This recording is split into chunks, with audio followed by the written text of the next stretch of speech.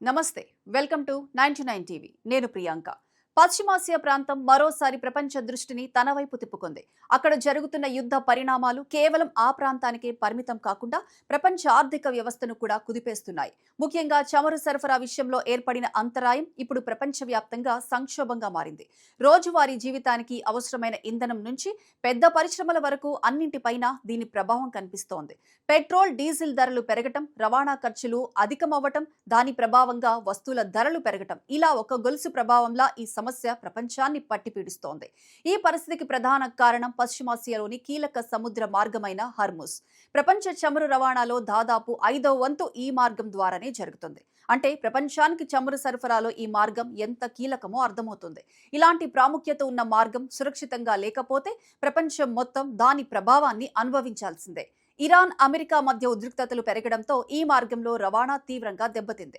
యుద్ధం ప్రారంభమైన తర్వాత కొంతకాలం పాటు పరిస్థితి మరింత ఆందోళనకరంగా మారింది అయితే కాలక్రమేణా ఇరు దేశాల మధ్య కాల్పుల విరమణ శాంతి చర్చలపై దౌత్యపరమైన ప్రయత్నాలు మొదలయ్యాయి ఈ పరిణామాలతో త్వరలోనే పరిస్థితి సాధారణ స్థితికి వస్తుందని చాలా దేశాలు ఆశించాయి కానీ తాజా సమాచారం చూస్తే ఆ ఆశలు అంత త్వరగా నెరవేరేలా కనిపించడం లేదు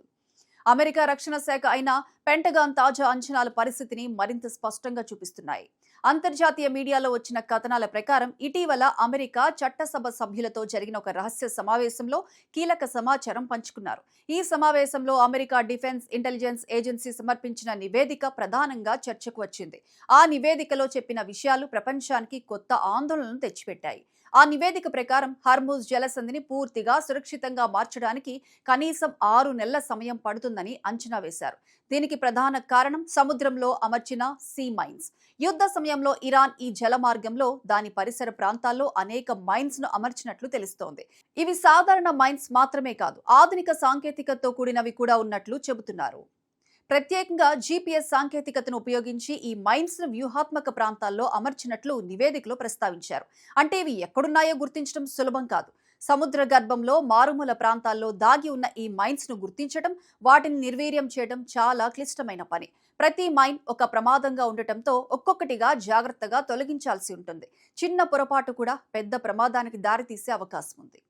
ఇంకా ఒక ముఖ్యమైన విషయం ఏమిటంటే ఈ ఆపరేషన్ పూర్తి స్థాయిలో చేపట్టడానికి యుద్ధం పూర్తిగా ముగియాల్సి ఉంటుంది యుద్ధ వాతావరణంలో ఈ విధమైన క్లిష్టమైన పనులు చేయటం కష్టమని నిపుణులు చెబుతున్నారు అందుకే ప్రస్తుతం జరుగుతున్న దౌత్య ప్రయత్నాలు ఎంత కీలకమో అర్థమవుతుంది శాంతి చర్చలు విజయవంతమైతేనే ఈ మైన్స్ తొలగింపు ప్రక్రియ వేగంగా సాగుతుంది అయితే ఈ నివేదికపై పెంటగాన్ అధికారికంగా ఎలాంటి ప్రకటన చేయలేదు కానీ అంతర్జాతీయ మీడియాలో వచ్చిన సమాచారం ప్రపంచ దేశాలను అప్రమత్తం చేసింది ఎందుకంటే ఈ సమస్య త్వరగా పరిష్కారం కాకపోతే చమురు సరఫరా సంక్షోభం ఇంకా తీవ్ర రూపం దాల్చే అవకాశం ఉంది ఈ పరిణామాల ప్రభావం భారతదేశం వంటి చమురు దిగుమతులపై ఆధారపడే దేశాలపై మరింత ఎక్కువగా ఉంటుంది చమురు ధరలు పెరగటం వల్ల ద్రవ్యోల్బణం పెరుగుతుంది రవాణా ఖర్చులు పెరగడంతో అన్ని వస్తువుల ధరలు కూడా పెరుగుతాయి సాధారణ ప్రజలపై దీనివల్ల ఆర్థిక భారం పడుతుంది పరిశ్రమలు వ్యవసాయం రవాణా రంగాలు అన్నీ కూడా దీనివల్ల ప్రభావితమవుతాయి మొత్తంగా చూస్తే పశ్చిమాసియాలో జరుగుతున్న యుద్ధం కేవలం ఒక ప్రాంతీయ సమస్య కాదు